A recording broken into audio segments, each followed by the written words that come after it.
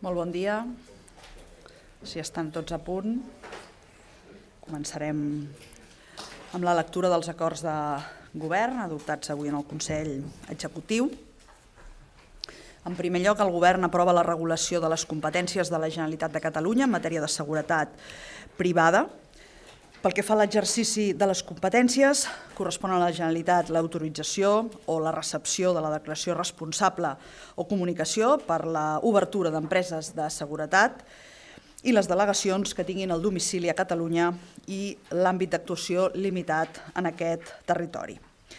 També els despatxos de detectius privats, sucursals, centrals receptores d'alarmes d'ús propi, centres de formació de seguretat privada, establiments, instal·lacions industrials, comercials i serveis obligats a adoptar mesures de seguretat. La Generalitat també s'ocuparà de la inspecció, control i sanció de les activitats i els serveis de seguretat privada que es facin a Catalunya. El nou decret, per tant, incorpora les noves competències que la Generalitat ha assumit en matèria de seguretat privada en els darrers anys, recull la coordinació i cooperació de la Direcció General d'Administració de Seguretat amb les autoritats estatals competents en aquesta matèria, així com també amb la Policia de la Generalitat, Mossos d'Esquadra. El Govern ha aprovat la modificació del decret que regula l'àmbit d'actuació de les delegacions a França, Ginebra i Itàlia. La delegació del Govern a Ginebra, en aquest sentit, assumirà la representació davant les organitzacions internacionals amb seu a Estrasburg i París, que ara assumia la delegació a França. La delegació d'Itàlia, per la seva banda, amplia també les seves funcions a la República de Malta i la República de San Marino.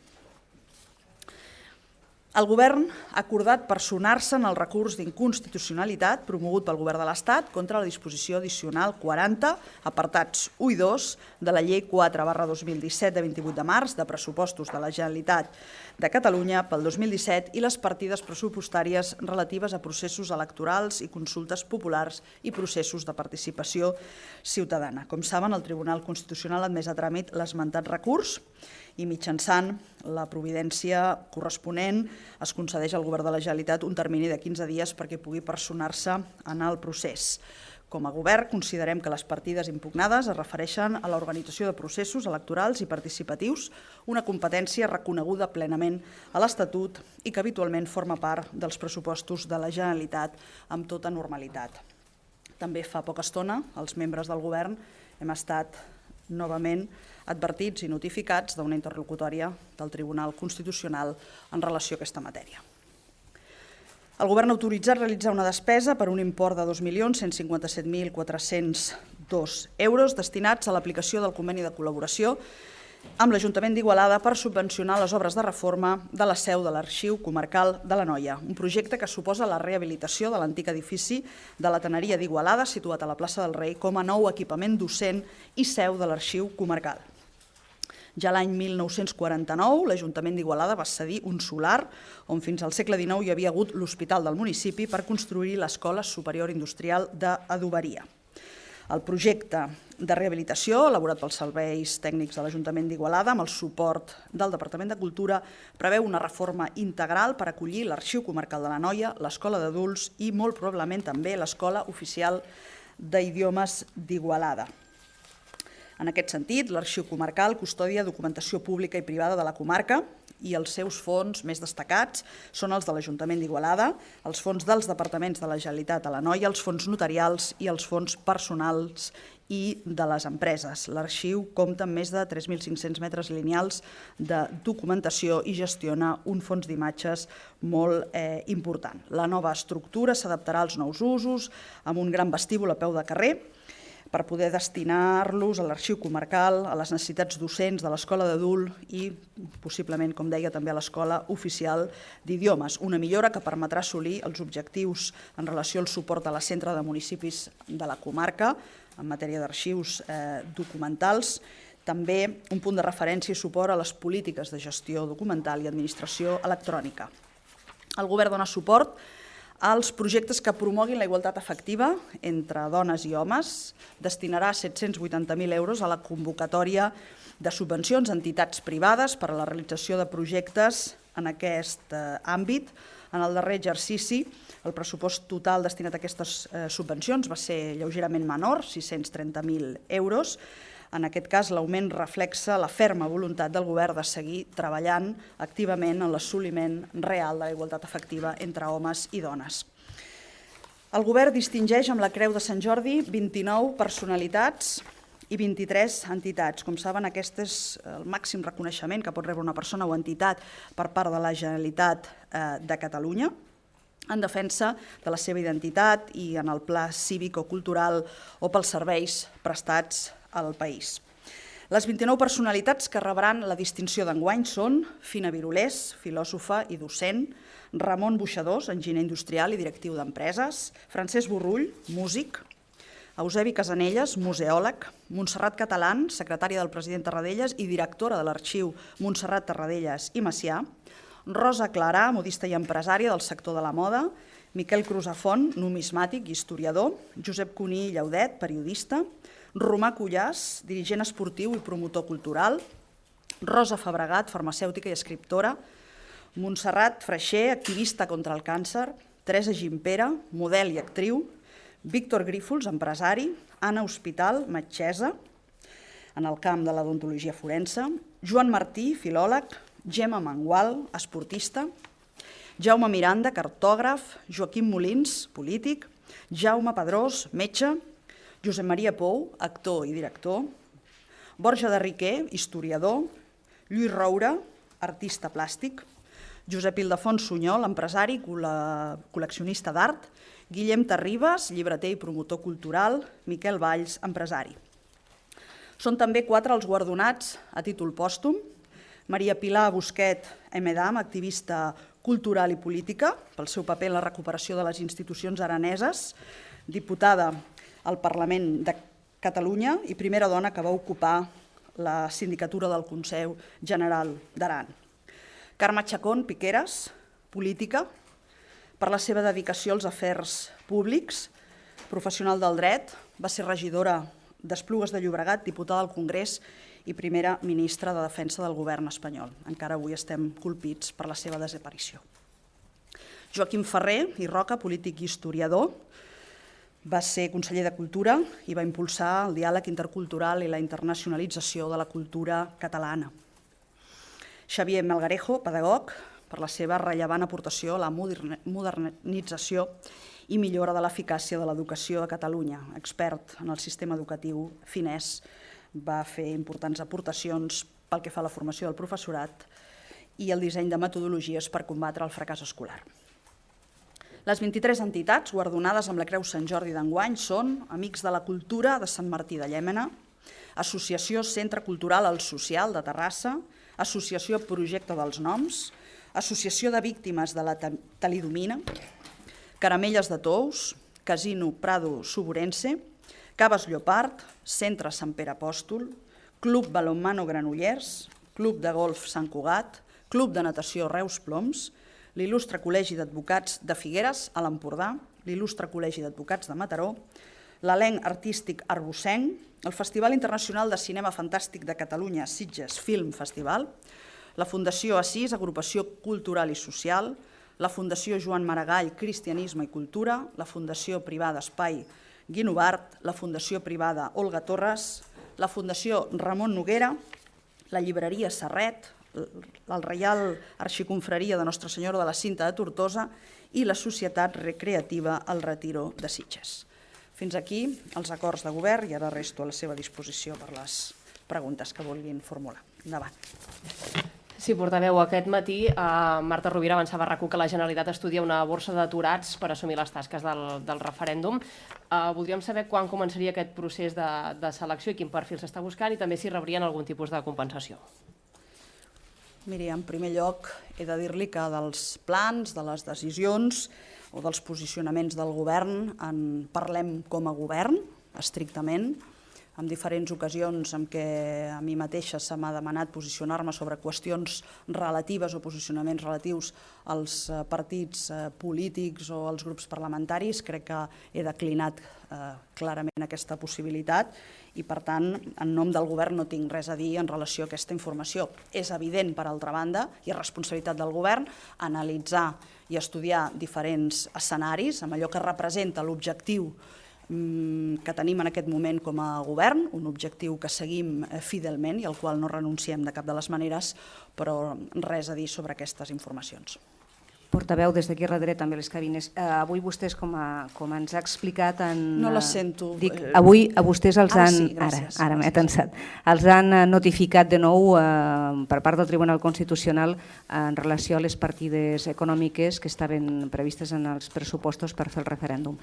L'altre dia el president deia que li constava que el conseller d'Economia havia començat a pensar ja en com tirar endavant això, malgrat aquesta suspensió. Voldria saber si ho han abordat a la reunió de govern i en quins sentits estan enfocant les coses després d'aquesta suspensió.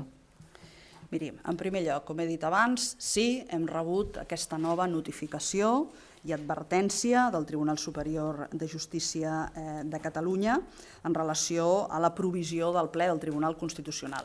L'hem rebut, hem estat notificats avui com a govern i en els dies anteriors altres alts càrrecs del govern de la Generalitat. Com en altres ocasions, com a govern, lamentem profundament que aquesta sigui l'única resposta del govern de l'Estat, la judicialització, les suspensions, les querelles, les amenaces d'inhabilitació, de responsabilitat de tot tipus, incloses les penals, davant d'un mandat democràtic que com a govern hem assumit amb totes les seves conseqüències. Un mandat democràtic que entenem que té perfecte encaix tenint en compte que es tracta d'una qüestió de voluntats.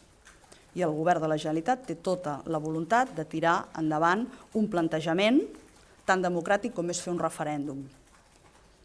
Mantenim també la voluntat de fer-lo acordat amb l'Estat, tenint en compte que aquest és el sentiment i la voluntat majoritària de la ciutadania de Catalunya, que cada vegada que se li pregunta sobre aquesta qüestió es posiciona de manera indubtable en favor de fer un referèndum per decidir col·lectivament el nostre futur polític i la relació entre Catalunya i l'Estat espanyol.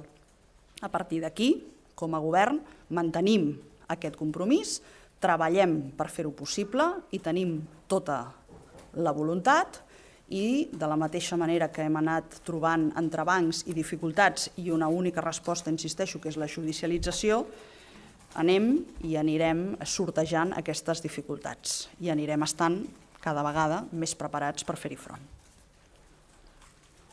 Sí, portaveu, avui l'exministre Margallo admetia que hi havia un grup organitzat pel govern espanyol que buscava bàsicament desacreditar, desmuntar el relat internacional del govern pel que fa al procés independentista. No sé què en pensen. Bé, aquesta no és la primera informació, n'hi ha hagut d'encara més descarades, com per exemple quan es va reconèixer que es devien molts favors per part del govern espanyol a d'altres governs d'altres estats europeus. A nosaltres ens xoca profundament que d'una banda es vulgui ningunejar els plantejaments d'explicació, de mera explicació, que es fa per part del govern de Catalunya a representants polítics, econòmics, mitjans de comunicació de tot arreu, també d'altres estats europeus i del món, però que alhora hagin d'invertir tantes energies, es deguin favors, segons les pròpies paraules d'un exministre, perquè entenem que això és molt contradictori. Se'ns escolta o no se'ns escolta? Se'ns ninguneja o no se'ns ninguneja? Nosaltres tenim la certesa que el procés català està sobre la taula de moltes institucions, de moltes persones influents des d'un punt de vista de política internacional i tenim la sort de que se'ns escolta, que ens podem explicar, que podem explicar quin és el posicionament del govern, quin és el mandat democràtic que emana de la ciutadania, del Parlament de Catalunya i que per part dels nostres interlocutors, els que siguin, hi ha un interès sincer en escoltar, en preguntar, en aclarir dubtes. No demanem altra cosa que no sigui aquesta, que se'ns escolti i que ens puguem explicar. I això, tristament, contrasta molt amb la posició absolutament tancada del govern de l'Estat.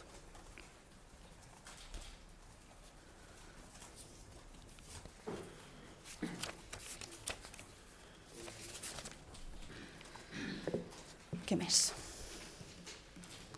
Sí, a les cabines no hi ha més. En referència a aquesta notificació que han rebut avui i sobretot tenint en compte que es tracta del pressupost destinat per processos electorals, jo volia saber, en primer lloc, com està enfocant el govern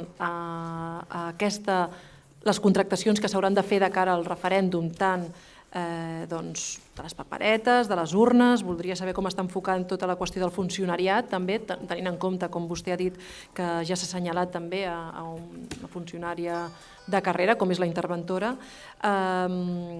Com s'està enfocant tota la qüestió dels col·legis electorals, és a dir, tenint en compte que no es pot tocar ni un euro del pressupost per això. I en segon lloc voldria saber si això es tracta tant a la reunió de govern, si se'n fa alguna menció, no sé si avui o altres reunions de govern, o en alguna reunió que tingueu a part a consellers o responsables per parlar estrictament de qüestions sobre el referèndum. Merci. Bé, miri, a nosaltres no ens consta que el govern de l'Estat expliqui públicament quines són les seves estratègies en relació al procés que viu Catalunya.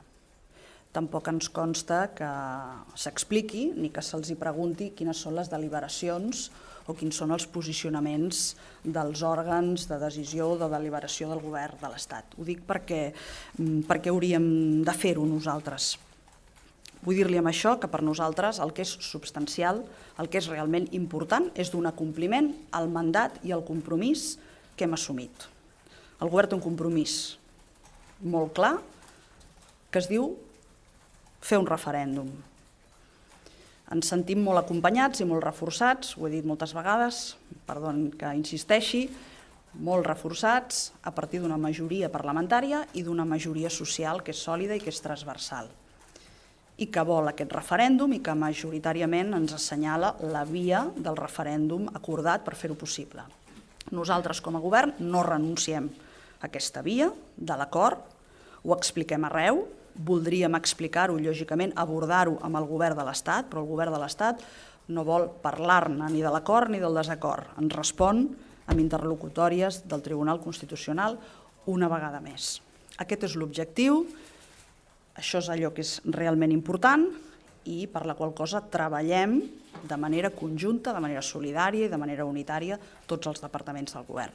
I com hem dit en altres ocasions, no podem ni farem, no explicarem les deliberacions, el format de les reunions que de manera ordinària té aquest govern i tots els altres, per abordar totes les qüestions ordinàries, que són moltes, i tots els objectius de legislatura, que són molts i que estan perfectament identificats en el nostre pla de govern. Jo no li preguntava sobre les deliberacions del govern, sinó que li estava preguntant com enfoca el govern tots els passos que s'han de seguir de cara a fer aquest referèndum, tenint en compte la notificació del Tribunal Constitucional respecte als pressupostos. Insisteixo, els afrontem amb determinació, convençuts que és possible tirar endavant, amb un objectiu també molt clar, vostè m'ho ha preguntat, té tota la raó, que és la protecció dels treballadors públics. Això no ho diem ara perquè les notificacions s'hagin extès a d'altres persones que no som estrictament els consellers i conselleres del govern, sinó que sempre hem defensat com un dels aspectes fonamentals de tot aquest procés i de la preparació del referèndum la protecció dels treballadors públics. Aquesta és una màxima que per nosaltres és molt important, per això en diferents ocasions hem demanat la màxima tranquil·litat i la màxima seguretat a tothom.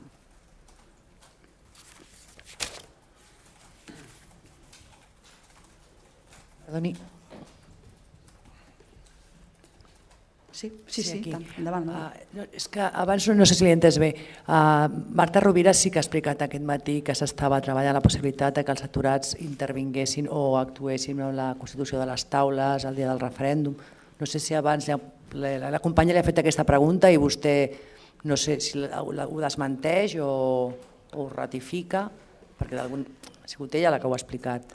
La seva companya m'ha fet la pregunta i jo he respost la pregunta de la mateixa manera que li contesto a vostè, dient que dels plans, les decisions, les estratègies i els posicionaments del govern en parlem des del govern. Ho fem des de la figura dels diferents consellers o conselleres, del vicepresident, del president o de mi mateixa, que em pertoca fer aquestes rodes de premsa on expliquem els acords ordinaris i també els posicionaments que vostès ens demanen. D'alguna manera l'està desautoritzant o com... Jo estic parlant dels assumptes de govern, de les decisions que pren el govern, de les que hem adoptat i que els hi són explicades, i d'aquelles que no s'han adoptat no els puc explicar res perquè no són decisions que hagi pres el govern. Endavant. Sí, en veig. Molt bé. No vull parlar sobre els acords d'avui, sinó del compromís del president Puigdemont que ha anat al Senat per comparèixer. Si l'han convidat com a president de la Generalitat o simplement li han convidat a comparèixer simplement a títol personal? Vostè fa referència a la que va ser la petició del president Puigdemont a poder celebrar una conferència en el si del Senat per tal de poder explicar el procés que viu Catalunya i la nostra voluntat de fer un referèndum. Conferència, diguem-ne, molt semblant o idèntica a la que es va poder fer amb tota normalitat en la seu del Parlament Europeu a Brussel·les i en la que van participar, a més del president, el vicepresident Junqueras i el conseller Romeva. La resposta que vam obtenir en aquesta petició concreta va ser la negativa per part de la mesa del Senat, alhora que el suggeriment de participar d'un altre tipus d'òrgan i de reunió. Com ja vam dir en aquell moment, quan vam rebre la resposta de la mesa del Senat, la petició concreta era la que era, hem obtingut una resposta negativa. Insistim en que això ens sorprèn i contrasta molt amb la normalitat amb què una conferència molt i molt semblant es va poder fer a Brussel·les. Ens sorprèn que no es pugui fer una conferència a la Cambra de Representació Territorial per excel·lència, que és el Senat, on en canvi s'hi celebren actes, activitats, conferències de tot tipus al llarg de totes les setmanes, podríem dir. A partir d'aquí, si considerem oportú plantejar un altre tipus de format o fer una nova petició, evidentment que la farem, però la nostra petició era molt concreta i hem entès perfectament que la resposta també és molt concreta, que és que no podem anar al Senat a fer una conferència i explicar-nos. Sí, consellera, seguint amb el que preguntaven les companyes, jo no sé si podria saber si s'han posat d'acord amb qui signa, perquè ja saben aquesta polèmica de veure si signen tots, signa només un conseller, president, etc. I després, també, si hi ha alguna notícia de Jimmy Carter, perquè, clar, ens vam assabentar del viatge. De fet, el senyor Carter no ha expressat cap suport públic al procés, ni públic ni privat. No sé si el viatge va servir d'alguna cosa. En relació al viatge i a la trobada amb el centre Carter i amb el mateix expresident dels Estats Units, Jimmy Carter, no hi ha hagut cap posicionament favorable a res, perquè per part del president Puigdemont no es va demanar cap posicionament favorable a res. Va ser una trobada, com el mateix president ja ha explicat públicament, en la que es va mantenir un intercanvi d'informació, d'opinions sobre la tasca molt important i molt lloable del propi centre Carter, sobre la disposició del govern de Catalunya i de la societat catalana en qüestions tan rellevants i tan compartides com és la pau, com és la solidaritat o com és el posicionament en relació a la crisi humanitària, per exemple, de la Mediterrània, i, evidentment, l'intercanvi d'informació i d'opinió sobre el procés que viu Catalunya. Cap petició, per tant, cap plantejament d'un posicionament públic ni de Jimmy Carter ni de la fundació o del centre que ell presideix i, en tot cas, això forma part amb tota normalitat dels contactes que, com a govern, no només el president, sinó també altres membres del govern, poden mantenir, insisteixo, amb normalitat i amb cordialitat amb diferents representants europeus i d'institucions internacionals. Consellera, perdoni que insisteixi, m'està dient que el president de la Generalitat va entrevistar-se amb el senyor Jimmy Carter i ni tan sols li parla del procés? Jo he entès això? No, el que he dit, i torno a repetir, i crec que ho he dit molt clar, però cap problema en tornar-ho a repetir, que no es demana ni en aquesta ocasió ni en cap altra ni un reconeixement ni un posicionament sobre el procés català. Estem en la fase de l'explicació, de la divulgació, de que se'ns escolti, de poder-nos explicar una cosa tan senzilla com aquesta, que fora d'aquí és possible, però a nivell de l'estat espanyol, concretament amb el govern espanyol, sí amb altres instàncies i institucions, per descomptat, però no amb el govern espanyol, no és possible. Això és exactament el que he dit i el que li reitero. Sí, perdoni, conseller. Consellera, li havia fet una altra pregunta sobre si s'han posat d'acord amb qui signa el referèndum. Almenys aquesta dada concreta. Ja no li demano més especificitat, com deia alguna companya, sinó simplement això. Em sap greu, però tampoc el podré respondre com vostè demana, jo ho entenc, però allò amb el que hi ha un acord total i absolut a nivell del govern de Catalunya és amb tirar endavant i culminar aquest mandat que es diu referèndum. I a partir d'aquí, com he dit abans, les estratègies, les decisions que es prenguin, en aquest moment no crec que ho pot entendre tothom amb sentit comú, actuarem de la millor manera possible, de la manera més determinada possible i de la manera més discreta i diligent possible també. Digui'm. Sí, respecte a la participació dels aturats en el procés del referèndum, es podria entendre que aquesta és una possibilitat que en aquest moment està estudiant el govern i si aquesta és una possibilitat que està estudiant el govern, vostè podria donar-nos alguna ampliació més de com seria aquesta possibilitat sense tenir en compte que tots entenem que no és una determinació ferma del govern, sisplau? Doncs em sap greu, però no li podré donar cap ampliació d'aquesta informació perquè, com he dit abans, en una i en dues ocasions, aquest no és un posicionament, aquesta no és una qüestió que haguem explicat com a govern. Vostè em demana opinió o posició d'un plantejament que molt legítimament fa una representant d'una formació política, que jo respecto moltíssim.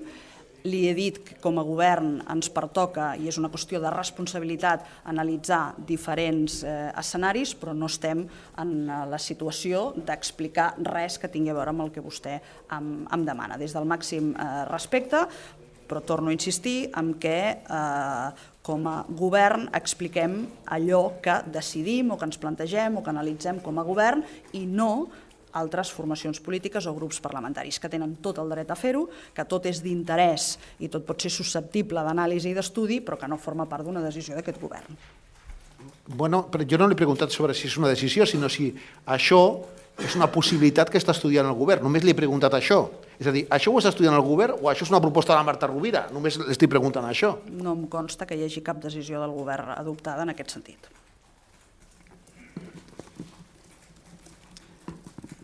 Endavant. Sí, si no hi ha més preguntes en català. Senyora Munté. I si n'hi ha, no ho sé. Hi ha alguna pregunta més en català? Doncs endavant, pregunti. Sí? Doncs un momentet, sisplau. Endavant. No li pregunto cap opinió seva.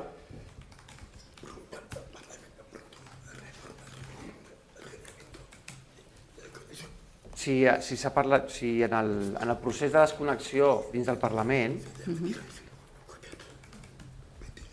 si el 26 d'abril es parlarà d'aquest assumpte, perquè sap que en el Parlament hi haurà un debat sobre aquest tema de la desconnexió express envers amb Espanya. Entenc que es refereix al ple del 26 d'abril. Sí. Desconec encara l'ordre del dia d'aquell ple, falten encara algunes setmanes i, per tant, no li puc donar més informació en aquest sentit. De la mateixa manera que prefereixo no parlar d'allò que treballen, insisteixo molt legítimament, els partits polítics, tampoc els grups parlamentaris. Per tant, desconec exactament en quins termes es plantejarà el que sigui a l'ordre del dia del ple del 26 d'abril.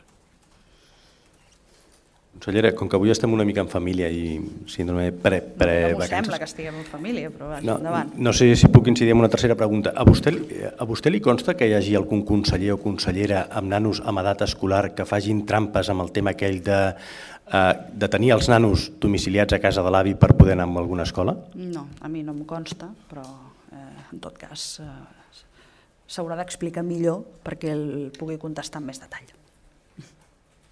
Si vol, li repeteixo la pregunta. Si li consta si hi ha algun conseller o consellera amb nanos amb edat escolar Ja li he que contestat tinguin... que no em consta, ja li he contestat. No em consta.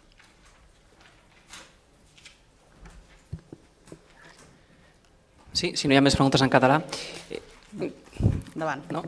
Señora consellera, quería hacerle 4 preguntas, se las hago una detrás de la otra. ¿Sí? Perdó. sí? Ho deixem per després. Doncs. Perdó, és que m'heu sentat un moment, no sé si han parlat del, crec que sí, ho he sentit per l'altra orella, del viatge del president de la Generalitat a la Fundació Carter. Ja sé que l'oposició parlamentària els insisteixen molt i suposo que a les preguntes del ple del dia 26 d'abril sortirà en repetides ocasions perquè han estat insistint des de fa molts dies. Però sí que seria interessant saber per què no hi ha fotografia, és a dir, de la trobada, no?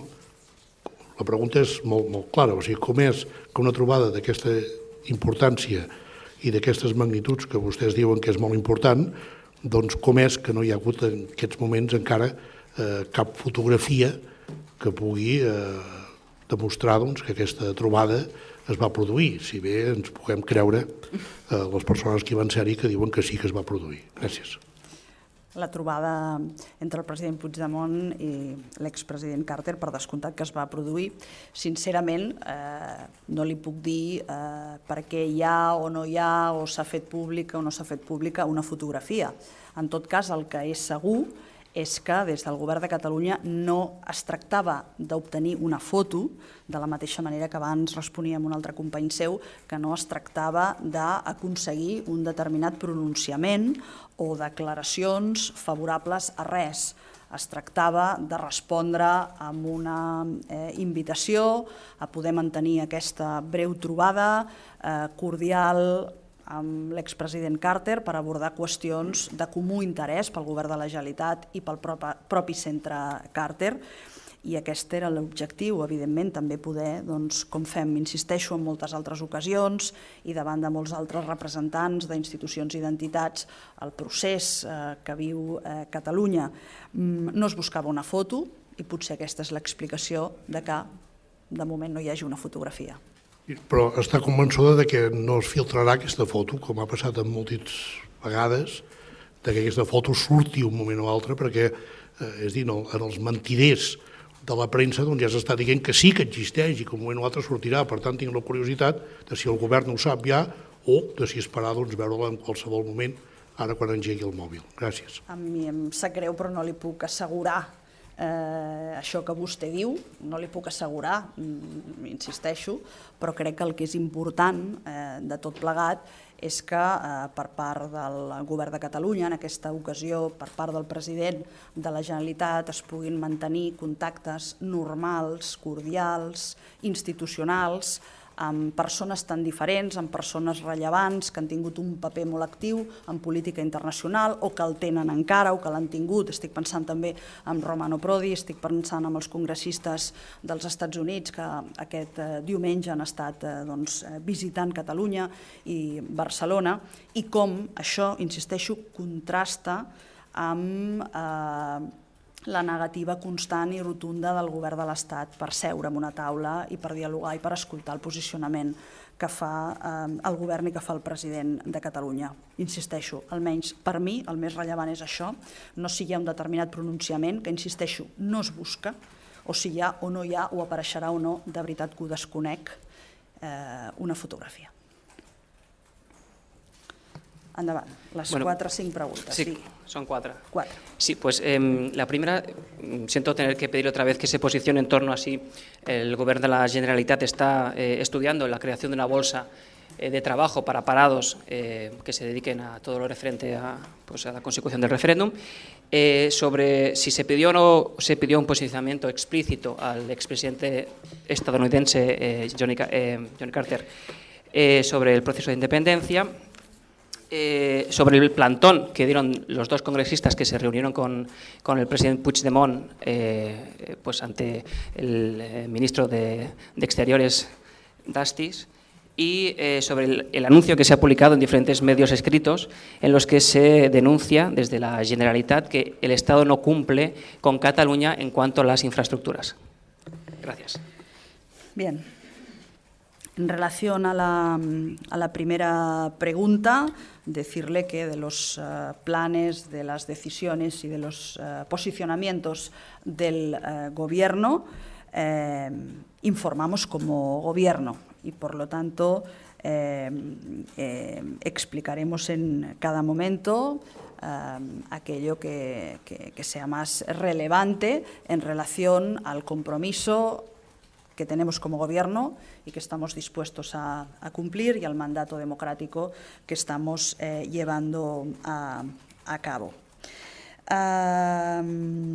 En relación a la visita, a la reunión que el presidente Puigdemont mantuvo con el expresidente Jimmy Carter, en ningún caso, en ningún momento ha sido voluntad de este Gobierno conseguir un posicionamiento, una declaración pública del expresidente Carter o de cualquier otra persona relacionada con el centro Carter, sino que se trataba de un intercambio de opiniones, de un conocimiento mutuo de la importante labor desde un punto de vista humanitario que ha llevado a cabo en los últimos años el Centro Carter, la puesta a disposición del presidente Puigdemont en nombre del Gobierno y también de la sociedad catalana en aspectos tan importantes como la paz o la solidaridad o la crisis de los refugiados en el Mediterráneo, aparte de poder comentar con toda normalidad también la situación del proceso político en Cataluña. Una normalidad que contrasta enormemente con la imposibilidad material que tenemos de reproducir conversaciones de estas características con el Gobierno español, que se niega en rotundo a afrontar este reto democrático y que hoy, una vez más, nos muestra que su única respuesta posible es por la vía de la judicialización y la notificación de avisos y advertencias de los tribunales. Desconozco los motivos del supuesto plantón o del plantón, no sé, de los representantes de la Cámara americana. Lo lamento, solo puedo en todo caso informar de que se produjo aquí un encuentro con representantes del Gobierno de Cataluña, una recepción, una cena privada, pero desconozco absolutamente su agenda por lo que hace referencia a los otros contactos que debían mantener en su visita a Cataluña, a Barcelona y, lógicamente, también en España. Y finalmente me preguntaba sobre el anuncio. Publicado en prensa, en donde se explicita que el Estado no cumple con Cataluña en cuanto a las infraestructuras. Bueno, es que más que un anuncio es una realidad como un templo. El Estado español no cumple con sus obligaciones, no cumple con sus compromisos y tampoco cumple con sus promesas, con las promesas que ellos mismos hacen, en relación a las infraestructuras en Cataluña.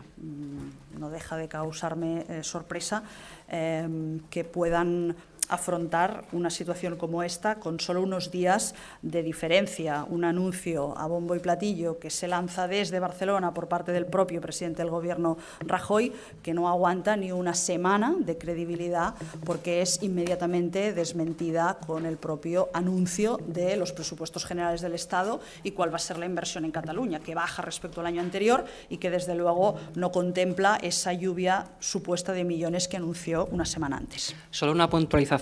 Sí. En cuanto al tema de la bolsa de trabajo, entonces interpreto que desmiente las afirmaciones hechas por Marta Rovira, no se está estudiando por parte del Gobierno la creación de una bolsa de trabajo. se puede decir taxativamente que de momento no se está estudiando esta alternativa o que el Gobierno tiene la obligación de estudiar todas las posibilidades existentes. He dicho exactamente que como Gobierno tenemos la responsabilidad, como mínimo la responsabilidad de analizar diferentes escenarios en todo aquello que tenga que ver con la consecución del objetivo de celebrar un referéndum, la cual cosa creemos que es posible, que es viable, que forma parte de que es perfectamente posible si hay voluntad política. Y por parte del Govern de la Generalitat hay toda la voluntad política. A partir de ahí, como he dicho antes a otro compañero, no me consta que se esté analizando esta situación, pero lo que sí le digo con toda contundencia es que de lo que hace o deja de hacer el Govern de la Generalitat informa el propio Govern de la Generalitat. Molt bé, merci. Gràcies. Molt bé. Doncs si no hi ha més preguntes ho deixem aquí. Si poden gaudir d'uns dies de vacances, que els gaudeixin i fins la tornada.